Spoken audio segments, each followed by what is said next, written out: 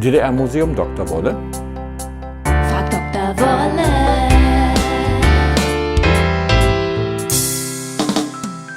Wie stand es um die Gleichberechtigung der Frauen in der DDR und welche Rolle spielten sie in der Politik? Die Gleichberechtigung der Frau war ein ganz, ganz großes Thema in der DDR. Da erschienen dann solche herrlichen Bildbände hier, wie die Frau im Sozialismus propagiert, als berufstätig, als gleichberechtigt, als politisch und gesellschaftlich erfolgreich.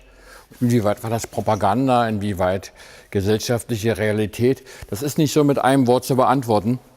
In der Tat war es so, und das ist nicht bestreitbar, dass die Frauen viel besser im Berufsleben angekommen waren, als das im Westen der Fall war. Sie waren sehr integriert ins Berufsleben.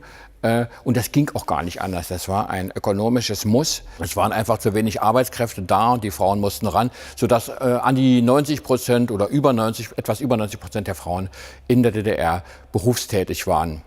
Die andere Seite der Medaille war, dass trotz alledem die DDR ein sehr stark patriarchalisch geprägtes System war. Oder man könnte auch sagen gerontokratisch, also eine Herrschaft der Greise. In den obersten Zirkeln der Macht fehlten die Frauen gänzlich. Das höchste Zentrum der DDR war bekanntermaßen das Politbüro der SED und da war nie eine Frau Mitglied. Also vom ersten bis zum letzten Tag war das ein reiner Männerverein.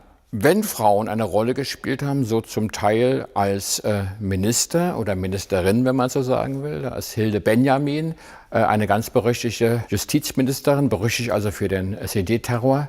Und das zweite Beispiel, die zweite große Ausnahme, ebenfalls nicht Mitglied des Politbüros, war Margot Honecker, Gattin von Erich Honecker, also als First Lady der DDR und vor allen Dingen dann als Ministerin für Volksbildung. Sie nannte sich übrigens immer Minister für Volksbildung. Da spielte sie in der Tat eine ziemlich große Rolle und sie nutzte auch ihre Position als Gattin des Generalsekretärs durchaus auch aus, um entsprechend politische Macht auszuüben, auch gegen andere politische Instanzen wie die Stadtsicherheit.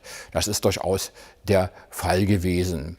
Das Kapitel Frauen und Politik in der DDR findet eine gewisse ironische Pointe darin, dass ja unsere langjährige Bundeskanzlerin Angela Merkel eine Frau aus der DDR ist, die in der DDR ihre berufliche Laufbahn begonnen hat, dann in den Wendemonaten 1989 politisch aktiv geworden ist und heute zu den mächtigsten Frauen der Welt gehört.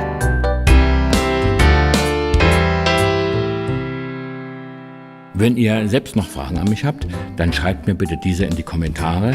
Ich freue mich auf euren Beitrag.